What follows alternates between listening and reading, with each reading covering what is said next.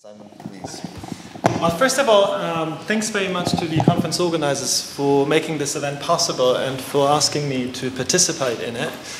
As you can see from the title of my talk, I will be talking about the postmodern turn in the social sciences.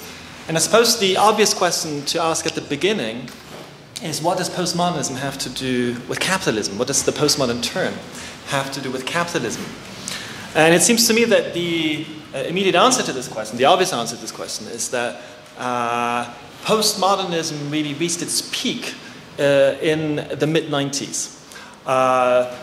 So those of you familiar with the literature in postmodernism might know that it was in the mid-90s that there was a huge amount of books and book chapters and journal articles with the title Postmodern or Postmodernism in them, particularly in the Anglophone world of the humanities and social sciences. And both critics and supporters or advocates of the postmodern turn tend to agree that this was mainly to do with what was at least at the time described as the collapse of state socialism and the crisis of Marxism. And this, I think, should be reason enough to take postmodernism seriously. Let me maybe start by contextualizing things a little bit. In essence, I will be drawing upon a book which is just about to come out. I think it'll come out by the end of this month. That's at least my hope. Entitled The Postmodern Turn in the Social Sciences. Now, the purpose of the book is to examine the impact that the so-called postmodern turn has had on the social sciences over the past 2 or 3 decades or so.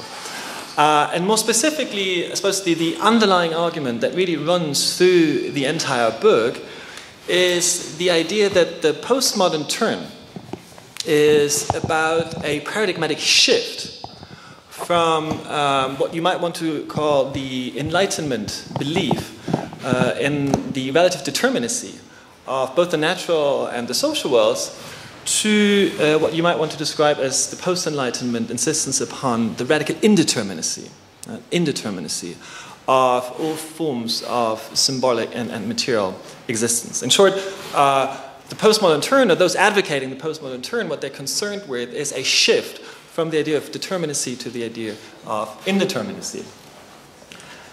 Now, what the book does, it tries to explain the implications of that shift by looking at different dimensions in the social sciences, in particular epistemology, social methodology, sociology, historiography, and also politics, and trying to argue that the turns, the paradigmatic turns that you see on the slide, are all directly related to this thing called postmodernism or the postmodern turn. And let me maybe make clear at the beginning, I'm not trying to argue that I'm a postmodernist myself. I'm trying to argue that postmodernism actually really is a paradigm that we should all subscribe to. All I'm saying is that it is a very interesting paradigm that has shaped social scientific discourse over the past 3 or 4 decades in a fundamental way. Now, let me maybe start by talking a bit about the concept of social theory, because I think it's central to the entire project of the book. What do we mean, or what do I mean by social theory?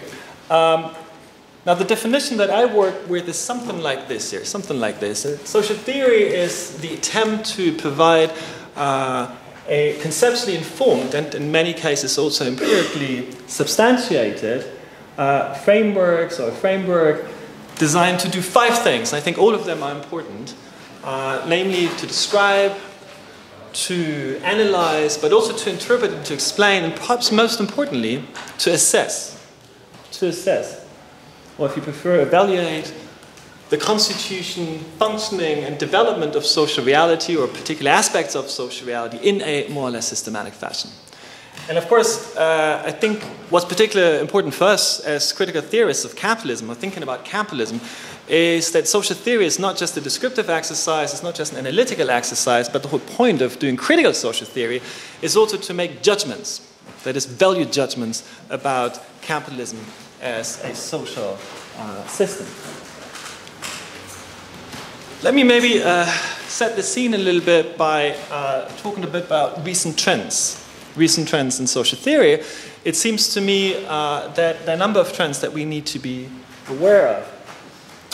The first one being that social theory is increasingly conceived of as an interdisciplinary endeavor. In other words, as an endeavor that by definition crosses or transcends, cuts across disciplinary boundaries, disciplinary comfort zones. So when we talk about capitalism and examine capitalism, of course we have to draw upon different disciplines, in particular sociology, economics, but also history, philosophy, anthropology, and so on. It seems to me that the second key trend in social theory is a trend away from what we might call foundationalist projects. That is a trend, I think, towards what we might call anti-foundationalist or foundationless forms of doing social theory. And by that I don't mean purposeless or meaningless, but by that I mean that there's an increasing number of social theorists out there who turned their back on the idea that social theory is some kind of teleological project, or that society is driven by some kind of teleological logic. And of course the question is, and there's a critical comment here I suppose, when we think about capitalism, to what extent do we actually need to provide analytical grounds, analytical foundations to examine it, and to what extent do you also need to provide, and this is a Habermasian thought I suppose, normative grounds, normative foundations to make judgments about the things we don't like about capitalism, pathological consequences and implications of capitalism. It seems to me that the third trend in social theory is that it is increasingly perceived as a directionless project. And by that again I mean that it is increasingly driven by what we might want to call an anti-teleological endeavor. So it's about a move away from trying to explain history or trying to explain social developments in terms of some kind of underlying, possibly Hegelian telos. And of course, this has implications for our understanding of capitalism. A fourth trend in social theory is that it's increasingly perceived as a public endeavor. And this is, I think, very much about the idea that we need to resist the temptation to convert social theory or convert critical theory into some kind of private language game, where we just end up talking to other experts, and where I think for us, as social scientists concerned with capitalism, the challenge consists in making sure that we cross-fertilize, that we combine academic and non-academic discourses. So rather than just talking to one another as academics, I think we also need to confront the challenge of being able to talk about people outside academia and take on board what they have to say about their own experiences of capitalism. Which takes me to the fifth point, the idea that I think a trend in recent social theory is that it's become increasingly situationist.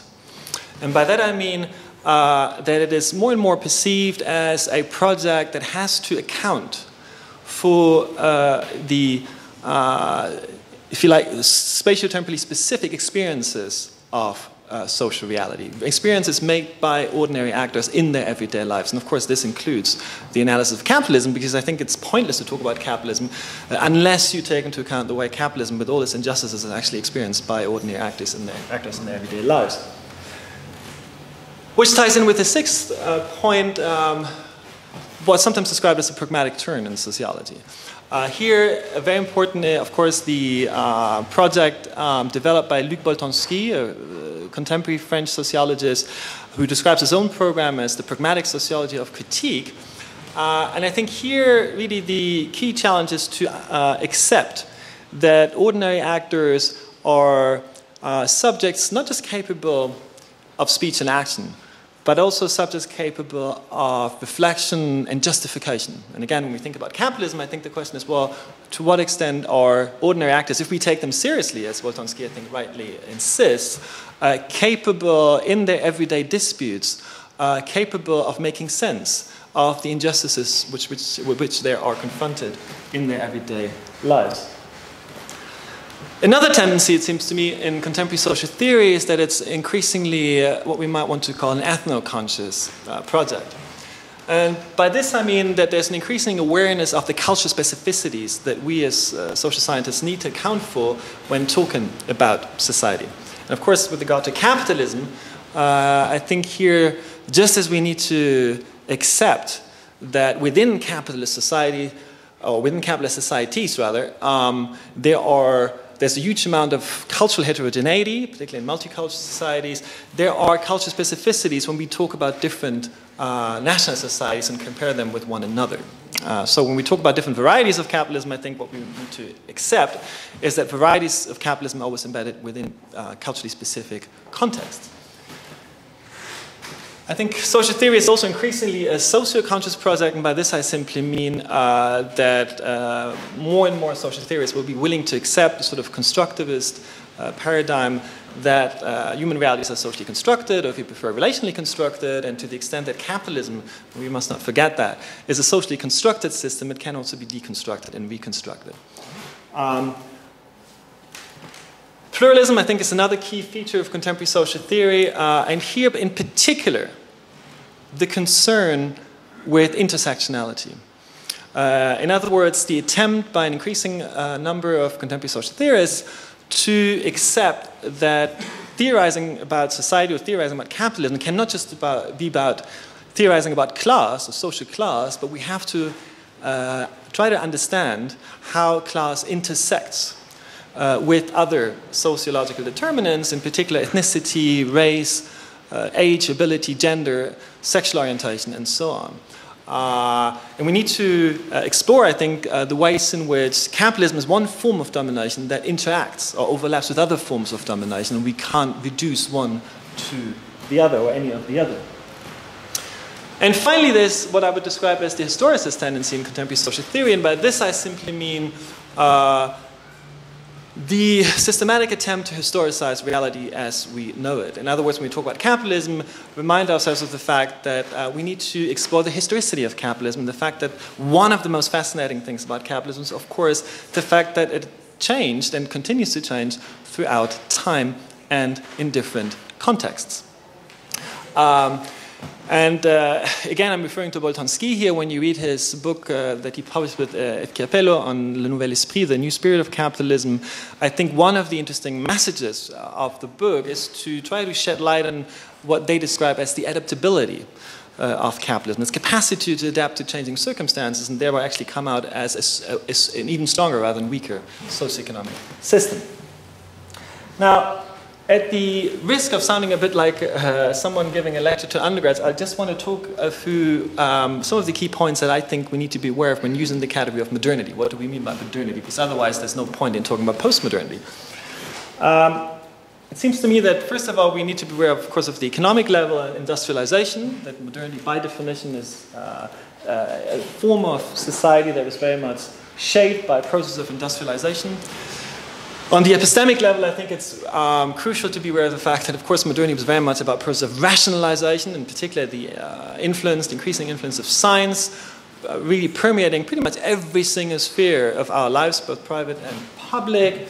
That it's very much, on the political level, also about the emergence of major political ideologies, in particular from left to right, of course, anarchism and socialism, communism, liberalism, but also conservatism and fascism.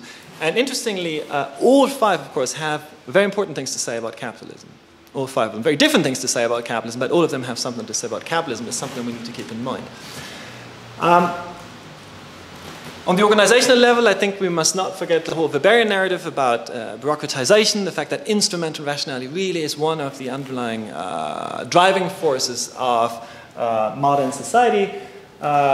At the cultural level, and here drawing on Durkheim, individualization, I mean, there's lots of cultural dimensions that we could talk about, of course, but I think Durkheim does have a point when he talks about the shift from the cult of God to the cult of the individual in modern society. And finally, at the philosophical level, I think one of the main ingredients of the modern project, and those of you who've read Habermas's Philosophical Discourse of Modernity will be aware with this idea, emancipation, the whole problem of emancipation of the human subject. Now, rather than just being descriptive about this, I think what we need to keep in mind, and both modern and so-called postmodern thinkers tend to emphasize this idea, that modernity is by definition an ambivalent project. So on the ontological level, you might say, well, there's a modernity in itself and a modernity for itself out there. A modernity that exists objectively speaking, but a modernity that also exists as a condition, a historical condition that is aware of itself as a condition because of the historical subject creating or generating it. On the normative level, of course, we need to distinguish between dark and bright sides of modernity. We just need to look at the 20th century to be aware of that. Lots of good things about it, but lots of things that are not so good about it. We run a course, or we used to run a course at the university where we used to work on the sociology of evil, which students tend to love because it talked about all the, about all the things that were not so great about the modern project. And of course, the difference between the backward and the forward-lookingness of modernity. And again, I think what's interesting here, when you look at the 5 political ideologies I mentioned before, then of course fascism and conservatism tend to be associated with the former, with the backward-lookingness of modernity, and liberalism and socialism, and to some extent anarchism, tend to be associated with the forward-lookingness of modernity. Now, how about postmodernity? I'm not at any minute trying to suggest that you should buy into that notion, but let's just try to understand what those sociologists or social scientists using that concept have in mind when they use that concept. You might just want to talk about reflexive modernity or second modernity or late modernity, but what are the key developments that arguably have taken place over the past, say, 30, 40 years that have shaped the world that we live in somewhat profoundly? On the economic level, I think there's no doubt that post-industrialization or deindustrialization is a key process that we cannot possibly deny. The fact that most of us end up in the tertiary sector and that information, science, knowledge, services, and so on have become a key productive force. The epistemic level, I think there's no point in denying, and postmodernists obviously like to do that. There's lots of different language games out there, science being one of them, but there's also religious language games, political language games, all sorts of ideological language games, cultural language games. And of course, the point that postmodernists would make is that they kind of compete with one another, and there's no reason to believe that one is necessarily epistemically superior to any of the other either. At the political level, and I'll talk about this in more detail when talking about social movements, there's the idea that we now live in a post-ideological age. And again, I'm not suggesting we do, but of course, postmodern thinkers, what they tend to emphasize, and I think they do have a point there, is that now, in addition to the 5 key ideologies that I mentioned before, and you could add to that list feminism and nationalism, to mention only 2 important ones, there's a whole number of other ideological frameworks that now compete with the other key modern ideologies that I talked about, and that, in a way, then the number of discourses and ideologies that we're confronted with in the contemporary age are increasingly complex, increasingly diversified. At the organizational level, we kind of seem to have moved now in more and more countries to what we might describe as a managerialist or neo-managerialist way of organizing institutions and society as a whole. The amount of transformations we've gone through at my university, at City University, over the past few years, reflects this very clearly, where the emphasis is suddenly on things like transparency and accountability and so on, basically things associated with a neo-managerialist discourse. On the cultural level, I would talk about hyper-individualization, and by this I mean, if you like, move from the pre-modern paradigm of ascribed identities to the modern paradigm of achieved identities to what we might describe as a late modern or postmodern paradigm of identities that are constructed and reconstructed and constantly played with and invented and reinvented. And finally, in philosophy, of course, you won't be surprised to hear this if you're familiar with the postmodern literature, deconstruction, which I think, in essence, boils down to a radical form of skepticism towards, or incredulity towards, the epistemic capacities of science, and particularly in terms of its representational, interventional, and emancipatory potential. Now, this just to set the scene, now I'm going to be confronted with the crazy task of just giving you a summary of about 500 pages in about 20 minutes to give you a bit of a taste, at least, of what I think the different paradigmatic turns that I talked about before are all about. It seems to me, when looking at epistemology and different conceptions of knowledge, the first tensions that we're confronted with are the ones that you see on the slide here, namely the ones between truth and perspective, certainty and uncertainty, and universality and particularity.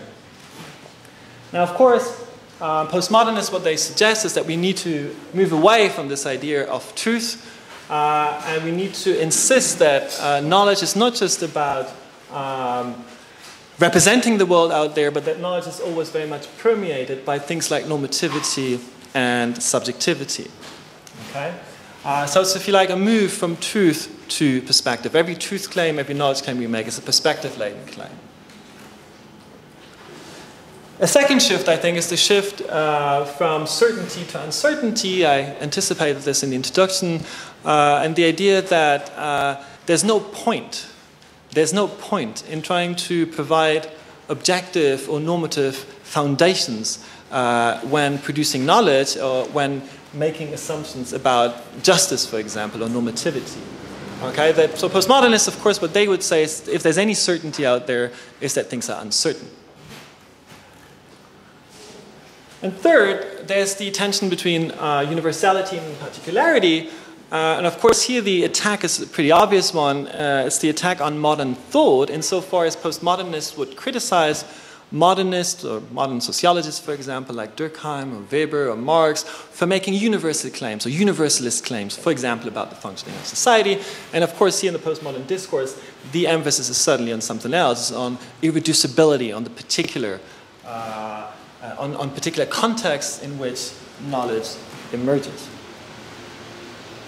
Now, I won't have time to talk through the entire argument. This is just to give you a bit of a taste. Basically, what I try to argue in chapter 1 is that these are the main tensions that we grapple with epistemologically when trying to understand some of those tensions between so-called modern and so-called postmodern forms of producing knowledge. And rather than just seeing them as opposites, I think the challenge consists in trying to co-articulate them, that is, reconcile them to the extent that this might be possible.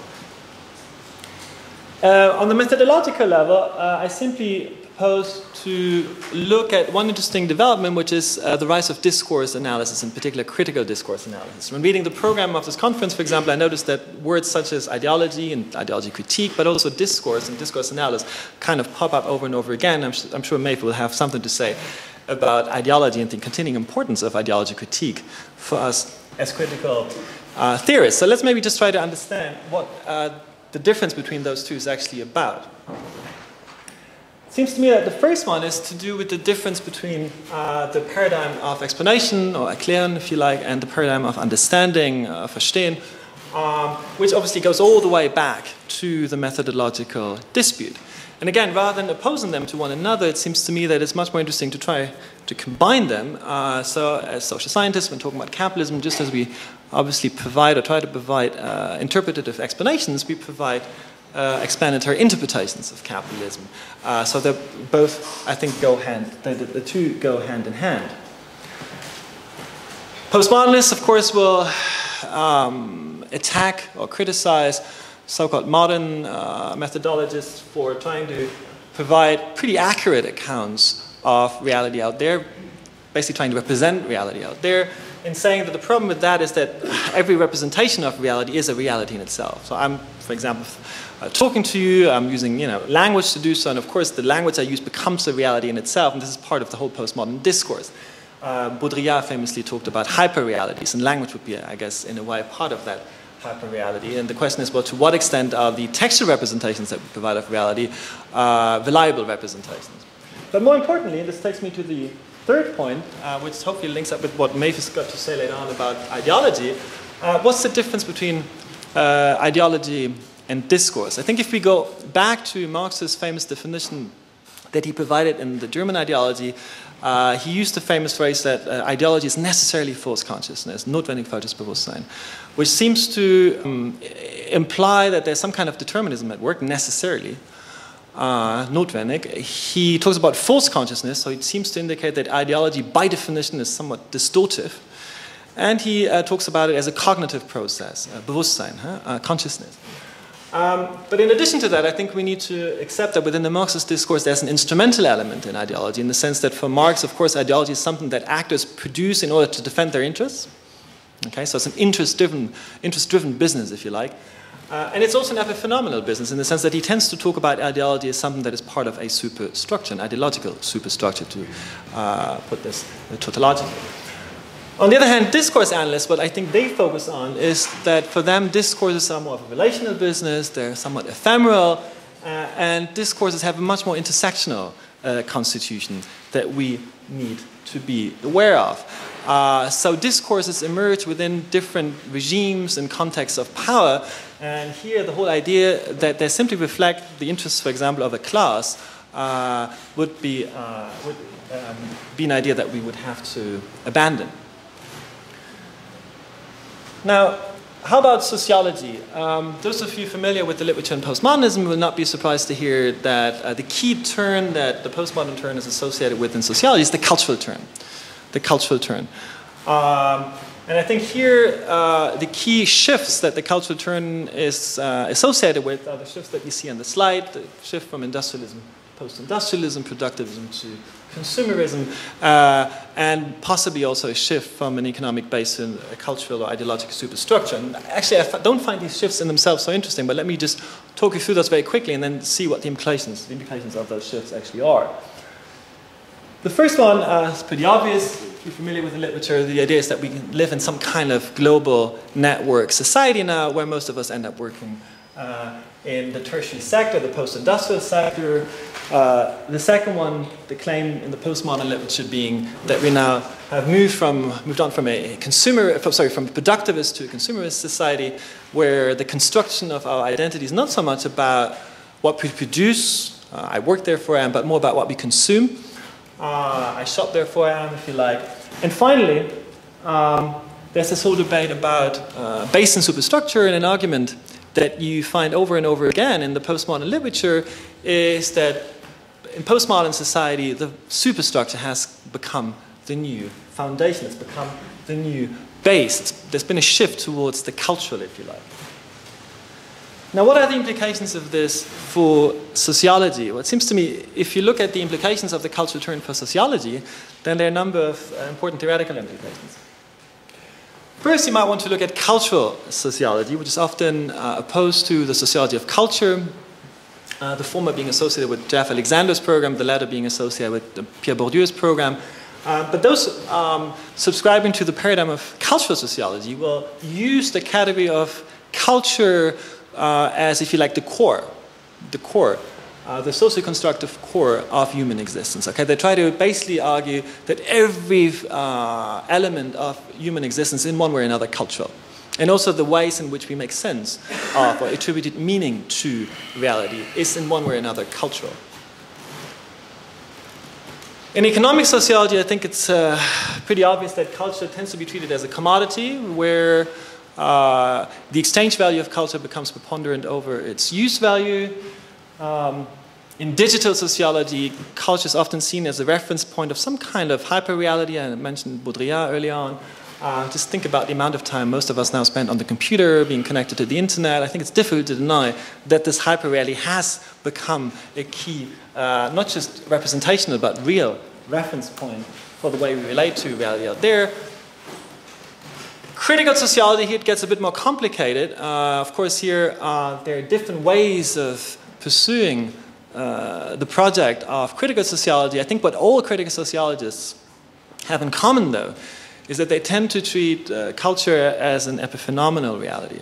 And by that I mean they tend to share the idea that the main purpose, the main task of a critical sociologist is to uncover underlying mechanisms out there, underlying causalities out there, and treat culture as some kind of epiphenomenal reality that comes into existence as some secondary form of reality. And this, of course, if you look at Marx, the whole project of ideology critique, where there's a clear difference between essence and appearance.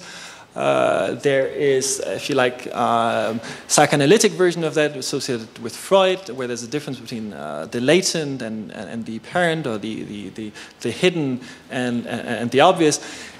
There are Heideggerian versions of it where there's a difference between authenticity and inauthenticity. There are post-structuralist versions of it where you see a difference between representation and reality. And of course, there are Bourdieusian versions of that where there's a difference between science and doxa. And finally, political sociology, where I think, especially in its Marxist versions, culture tends to be treated as, or portrayed as, some relatively autonomous realm. Now, of course, I assume all of you are familiar with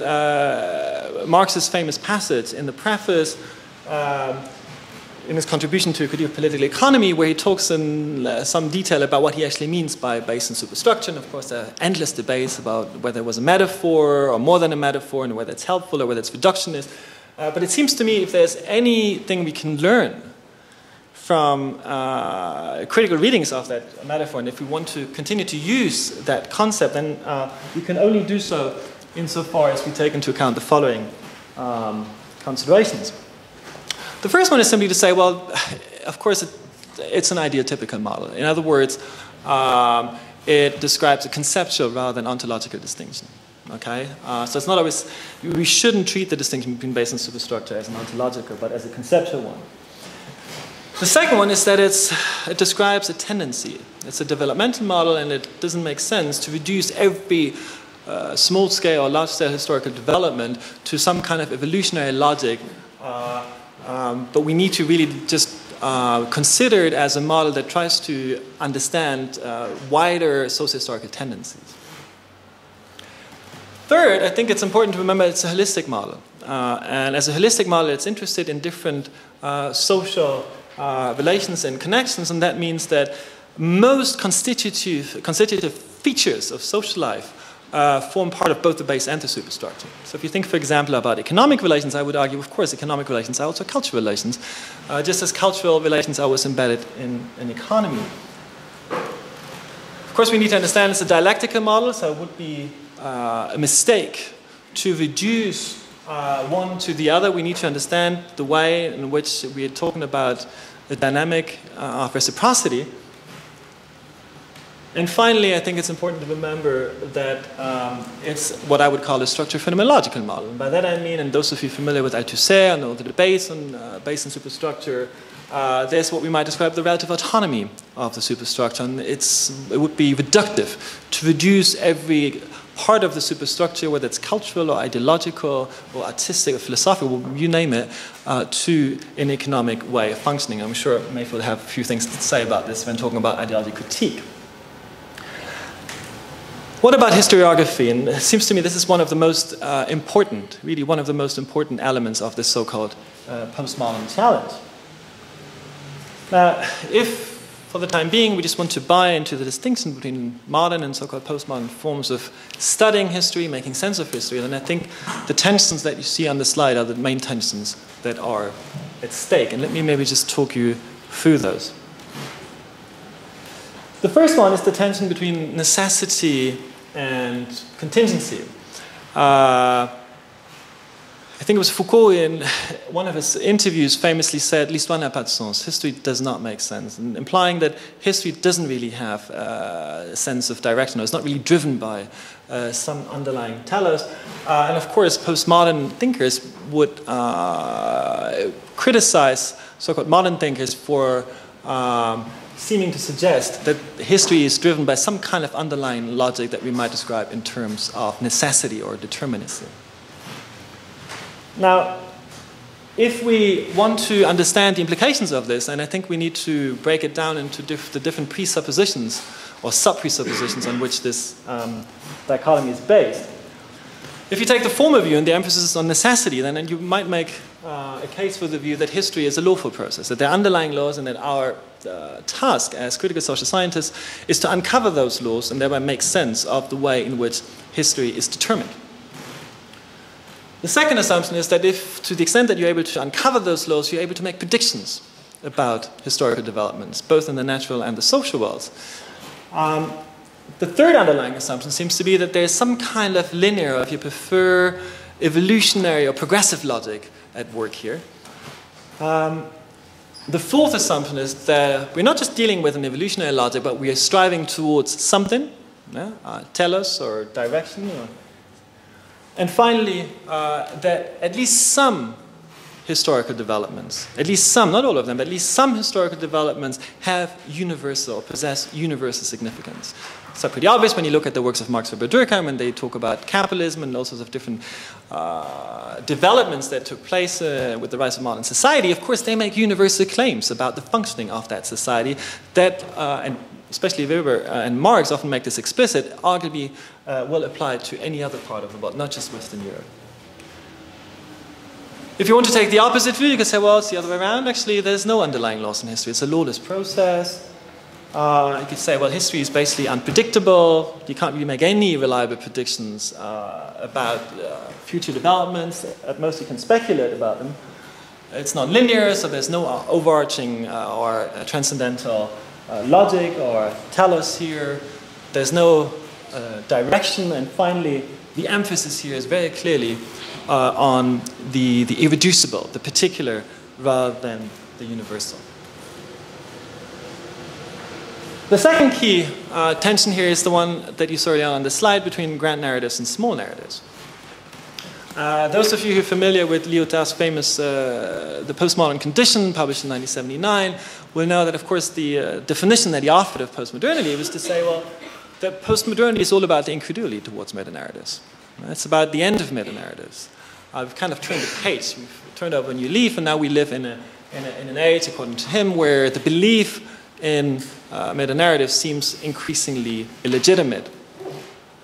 Now, what is a meta-narrative? I suppose the working definition that I use in the book is something like a meta-narrative is a set of assumptions,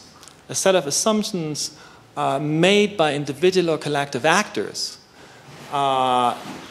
in order to provide systematic, coherent, and comprehensive accounts of the underlying mechanisms that shape, or at least expected or supposed to shape, human existence in a fundamental sense. Okay?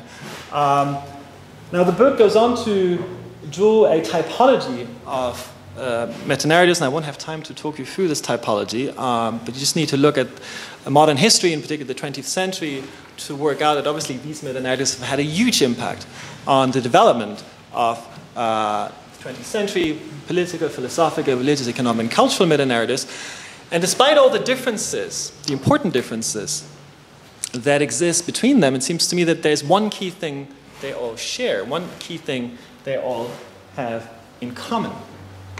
And that is that in a narrative, in order to convert itself into a meta-narrative, it needs to have both a projective and a substantive dimension. And by that I mean that a narrative becomes a meta-narrative insofar as it is endorsed, by individual or collective actors who believe in that narrative, who endorse that, who advocate that, and insofar as it then also has some impact, some material, some tangible impact on the symbolic and material aspects of social reality and historical development. Okay? That's what meta-narratives have in common. Of course, the postmodern argument is that we've kind of moved beyond that now. And finally, to be honest, I think this is the least interesting of the three problems here. There's the tension between continuity and discontinuity, and you will not be surprised to hear that, of course, most so-called postmodern thinkers, or those thinkers associated with the postmodern turn, emphasize the latter rather than the former. A distinction as I said before, I don't find particularly interesting, but I think we nonetheless need to take into account because it shapes kind of the debates in the literature. It's the one that you see in the slide. There are those who claim that we live in some kind of late or second modernity or reflexive modernity or whatever you want to call it, where the emphasis is a little bit on rupture, but still very much on continuity in relation to the modern age. There are those who say, well, we live in a totally different epoch now, where obviously the emphasis is on postmodernity. And then you might say, well, maybe it's a bit of both. Maybe it's a bit of both. Maybe we live in some kind of modern postmodernity or postmodern modernity. But I think often these debates come down to semantics, and I think what's more interesting is the substantive issues that these debates actually stand for. Now, I won't have time to talk you through this. I mean, I'd be happy to send you the chapter later on if you want, but the chapter then goes on to try to tackle all this in a constructive manner and say, well, what can we learn from those debates? And it seems to me that when trying to understand or when trying to discuss how we should study history, or for example, the history of capitalism, then I think the tensions at stake are the tensions that you see on the slide here. And I think the interesting thing about these tensions is that all of them, with the exception of one, can be, in my view, reconciled. I think the final one, the one between necessity and contingency, is a tricky one. I'm not sure how it's possible to argue that history is, at the same time, a process that is driven by underlying laws and a process that is driven by no laws at all, that is totally arbitrary, totally contingent. But I think the other one actually can be reconciled. I won't have time to talk you through the details of this, but anyway. Finally, we're almost there, politics. Here, it seems to me that, I talk about, I think in total about 10 key issues here, or 12 issues, I don't remember. Let me just mention 3 of them that I think are particularly important. You see them on the slide. The first one, I think, is to do with the fact that those advocating the postmodern turn tend to be associated with what's known as the politics of difference, the politics of identity, and the politics of recognition. There's a famous debate between Axel Honneth and Nancy Fraser where they basically play with 2 paradigms, the paradigms of redistribution and the paradigm of recognition, and try to come to terms with recent changes in how we conceptualize different notions of justice. And it seems to me that if postmodern politics stands for anything in relation to those debates, it's a shift towards the idea of difference, the emphasis on difference, and the idea that postmodern politics is about recognizing differences, which takes us back to the idea of intersectionality that I talked about at the beginning. Secondly, there's the idea that we've now moved from the idea of society as a project, which is obviously hugely important to most major political ideologies of the 18th, 19th, 20th centuries, to what is often described as the paradigm of projects within society. Okay? And the idea here is that new social movements, in a way, reflect that shift, where society itself is not really the project anymore, but where we confront with a rainbow coalition, a rainbow variety of different micro-projects, micro-narratives, if you prefer, that compete with one another in the political landscape. And finally, of course, this is very controversial. I think postmodernists often argue that we live in some kind of post-utopian age now, where the utopian spirit underlying at least some of the political ideologies that I talked about before has been largely abandoned. Now, I won't have time to talk you through the implications of all this, but it seems to me that if you, for a minute, just buy into the distinction, it's a controversial distinction, of course, but if for a minute you buy into the distinction between old social movements and new social movements, then I think if there's anything that can be learned from that, it is that there really has been a shift of emphasis from, if you like, meta-narratives to micro-narratives, and if you look at point number 6, a shift in contemporary conceptions of power from what we might call the modern ideal of the participation of power, power affirmative view, to what we might describe as a more power skeptical view, where new social movements do not necessarily aim to seize power and change society from above. Now, let me just finish then. As I said at the beginning, I've just tried to give you a brief overview of about 500 pages of argument about these shifts and the underlying implications of those shifts that are associated with postmodern thinking. Let me maybe just finish by making a few critical remarks. The first critical remark is that, of course, it's incredibly difficult to define postmodernism. And as I said before, for me, the point is not to defend postmodernism. The point is not to say there's anything the point is not to say that postmodernism is a paradigm that we should all endorse, but I think it's more about recognizing that the kind of vocabulary that was introduced by postmodern thinkers is now vocabulary that seems to be part of the mainstream social scientific discourse. So words such as, I don't know, particularity, incommensurability, locality, indeterminacy, heterogeneity, multiplicity, and so on and so forth, they're kind of now part of most mainstream social scientific agendas.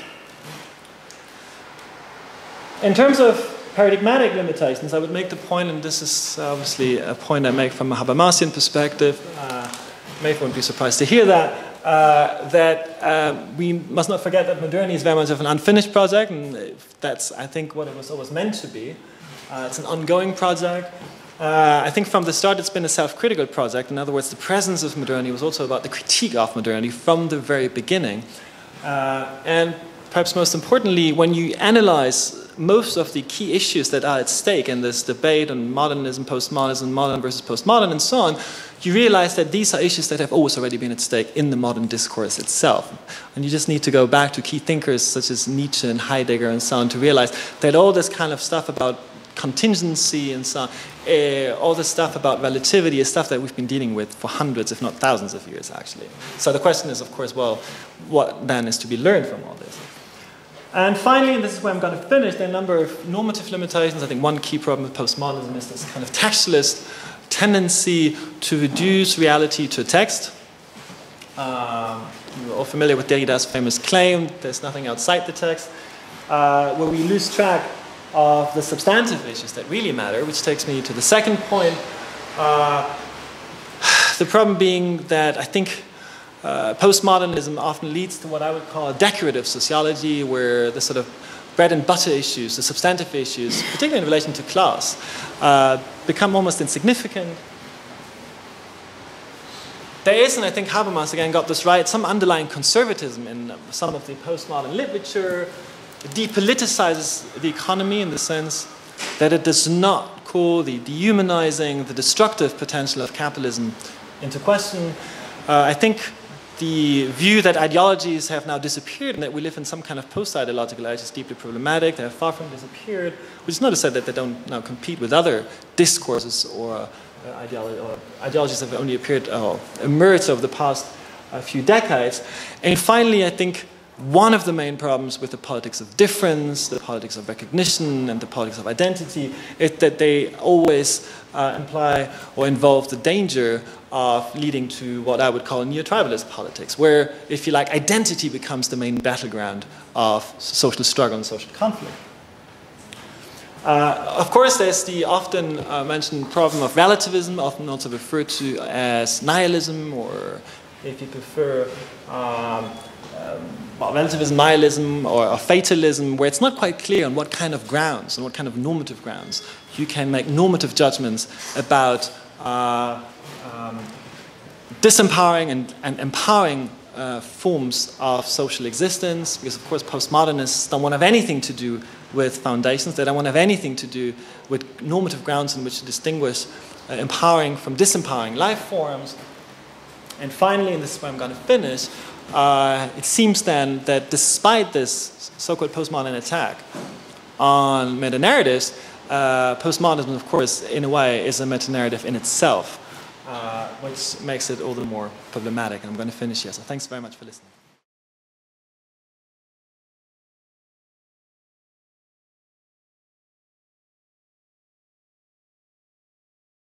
Thank you, Simon, for this thought-provoking presentation.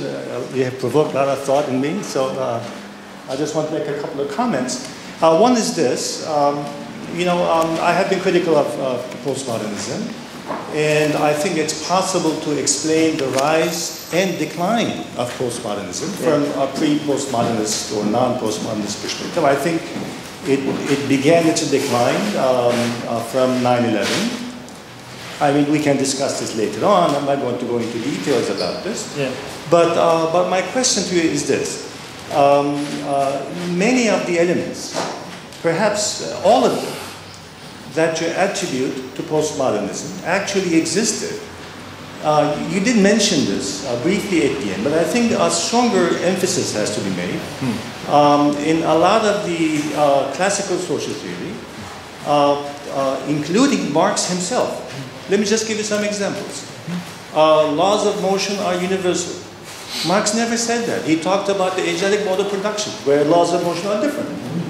Why? We don't know why, but he just thought that they were different, period. So it's not universal. Historically speaking, he said it very clearly that different historical periods have different consciousness, right? So how did he view the world? How did he criticize bourgeois political economy and liberal ideology? By looking at the world from a working class position. So it's perspectival, very clearly. Whether he's aware of this, or whether if he were living today, he would respond to you in this way. But I think, it makes perfect sense to me. Gramsci, he talks about organic intellectuals. Clearly, your class position generates your truth claims. Yeah. Feminists knew about this very well. I mean, they said, look, you look at society from the women's perspective, you see things that others have not been able to see, and so on. Anthropologists have had this debate. I'm sure you are familiar with Gellner versus Geertz on relativism. Significance of culture, surely. Now, what I'm thinking is the big difference. If all of these elements existed, then what makes postmodernism different? I think it really comes down to the last point that you listed. You said, well, is there a possibility of agreement on this point? That is the point about necessity versus contingency. And my suggestion would be this. Contingency does not mean, I think, as postmodernists seem to claim, anything can happen, anything goes. We may be unable to predict things based on laws of motion, but after the event, we can go back and identify cause and effect relationships. Now, to me, it seems like the postmodernists do not want to do that. And I think that's the big difference. I don't know how you define that. Thank you. Thank you. Do you want to collect a few points? Yes, Adriana. Thank you, Simon, for a very, very interesting and clarifying, clear lecture of yours. Because we're here thinking beyond, I would like to, make you think beyond the postmodernist turn and ask you, what is your take on what's coming next? It's obvious that we're experiencing some sort of paradigm shift. So I think we're done away with, or at least we're trying to do away with postmodernism. So what do you think? Is it possible that there is going to be something new? Are we going back to some old paradigms, as I think we are all experiencing this, kind of looking for something backwards? Or is there a possibility to have, I'm thinking about what you said about philosophy, emancipation plus deconstruction, or even worse, necessity plus contingency? Maybe in relation to the first point, the book is very critical of postmodernism. And I think I probably sounded too sympathetic in talking through those points because I was just trying to explain the content of of the arguments that I was basically trying to cover in the book. The final chapter is kind of, I hope, quite a radical critique of postmodernism, where the main point I think I make is exactly what you say, which is that, well, these are kind of old problems in new clothes, like in new colors that we've seen all along, that we've seen for a long time. I think that if there is something to be learned from postmodernism, however, is the way in which these paradigms, these problems, these presuppositions, these arguments have been radicalized. And often radicalized to such an extent that I think they become ridiculous, where again I would criticize them. But it is kind of interesting to see that some of that language, that these kind of paradigms introduced in the 80s and 90s are now, really, I noticed teaching sociology, in sort of a mainstream department, have become part of the mainstream. And the question is, why is that? Now, when I started the book, I felt, well, this is like historical sociology, because postmodernism, well, it's gone. We've moved somewhere else now. When I was an undergrad student, it was kind of the only game in town. Everyone was talking about it, but that's no longer the case. Yet, I guess what's attractive about what drew me to this project is it does force you to reflect on all the fundamental issues.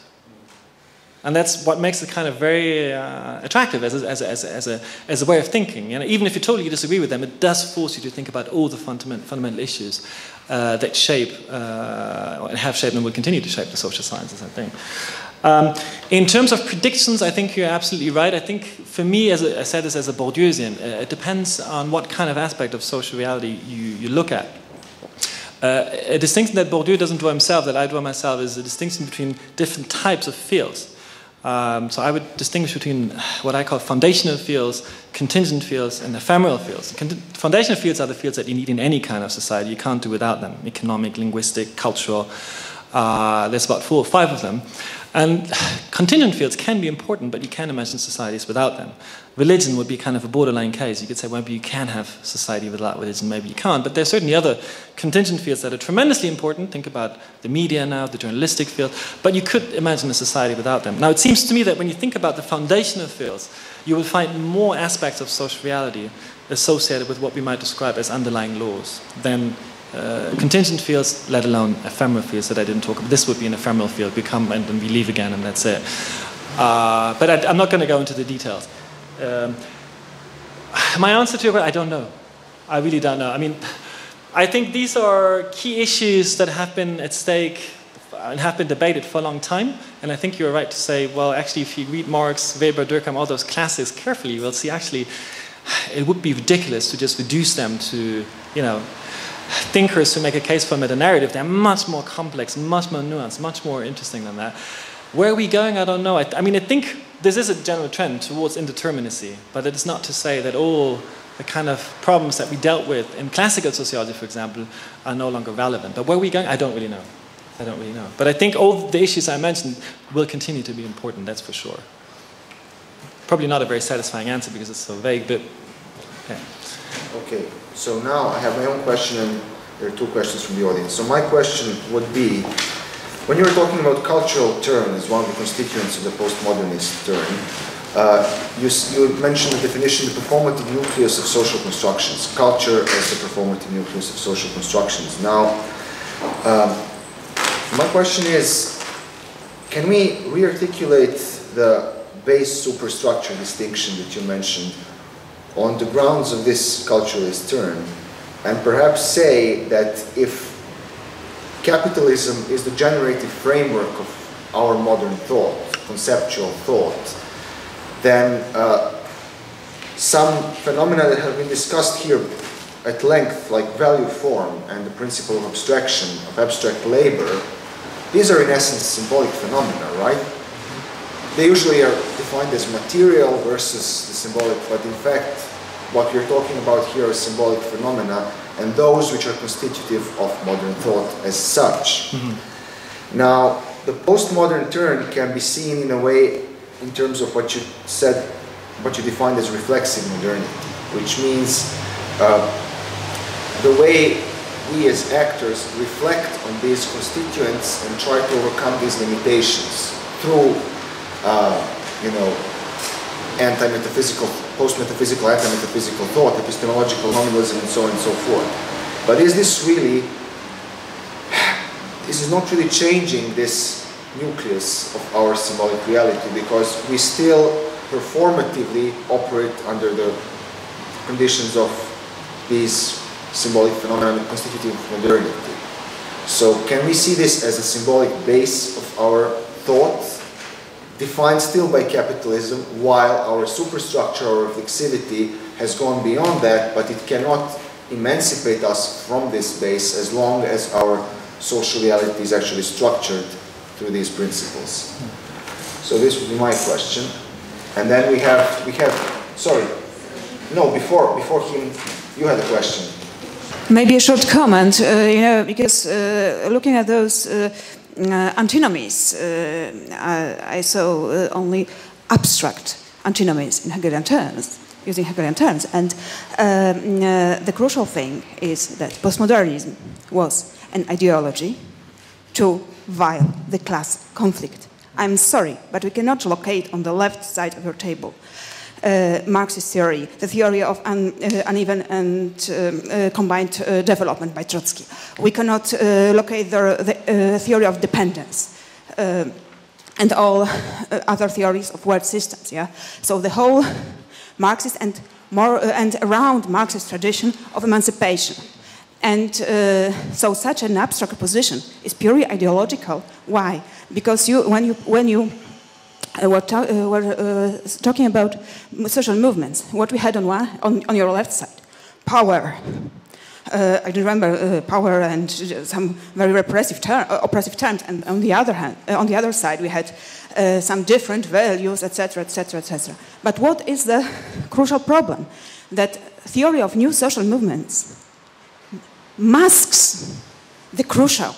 What is crucial, that is the class conflict. We don't have any more class conflict. We have just some different subjects on equal level, and they articulate their different demands. But really, it is not like that.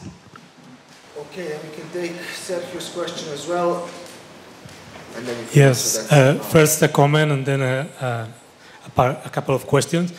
I'm impressed by your capacity of synthesis. I was very proud of having written a book and summarized everything in 100 pages, and you managed it in 20, so it's chapeau. That's the first comment. And the question is, two questions that are related. There is also a critique that you didn't mention, but it comes off, that is the cultural turn was very often framed in a very populist term. And this is a debate inside the communication theory, but it's more general issue, I guess. And the second question is related to the last one. I think that in the times when Habermas wrote, he had the suspicion that this was a conservative turn. But see it from now on, we can affirm it empirically that the effect was very destructive to the left movement. Some of those authors, like Daniel Bell, meant to do that.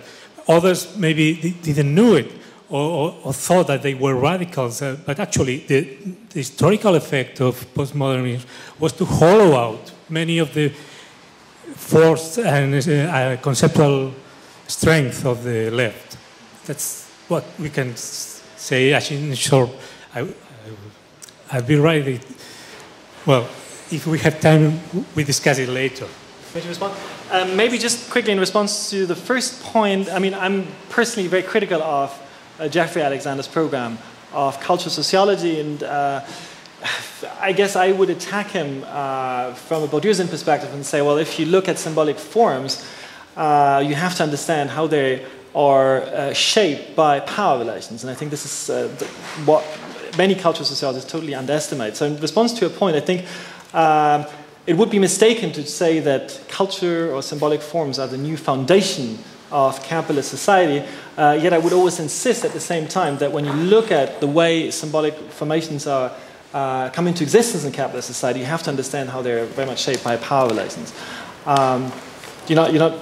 No, it's completely instrumentalizing Alexander. I totally disagree with him on everything. Yes. I'm just saying, yes. Maybe we can re-articulate the base superstructure model on these grounds and say, you know, we can't emancipate ourselves from modernity and its limits as long as we're reproducing these fundamental symbolic forms of modernity in our everyday life while trying to reflect beyond them. Yeah. In response to your point, I mean, I guess we have a disagreement there. I mean, it's true, this is a very conceptual analysis of what postmodernism stands for, and I think one of the issues I didn't talk about in the presentation is precisely the lack of empirical evidence. And of course, if you look at contemporary social struggles, then you'll see that in postmodernism, what we lose sight of very quickly is the bread and butter issues. And class, or class conflict, class struggle is of course one of those. Yet at the same time, I would insist it's reductive to reduce social struggles just to conflict between capital and labor. And I think that if you look at different parallel struggles going on out there, often they have their own logic that is irreducible to economic conflicts. So I think that's something that we really need to keep in mind. I mean, feminists have argued this for a long time, that you cannot just reduce gender inequality or gender domination to some form of economic domination. Of course, they're interrelated. But I think we must make sure that we don't just reduce one to the other, and I would apply the same principle to other struggles. But maybe we can discuss it later in more detail, because probably we won't convince one another at this stage. And finally, I mean, thanks for the sympathetic comment. Very difficult, actually, for me to try to give an overview of all the debates that have been going on over the past, 30, 40 years? I mean, ever since 1979, at least, in the social sciences with Lyotard.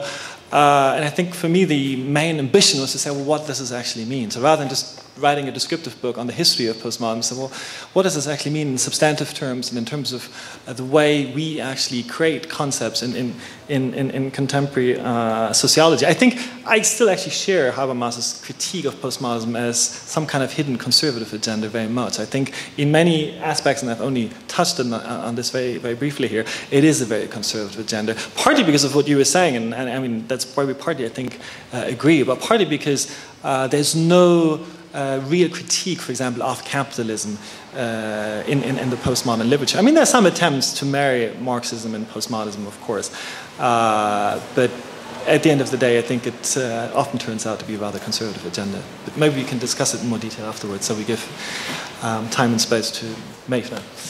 That's okay? We have Tamara. Oh.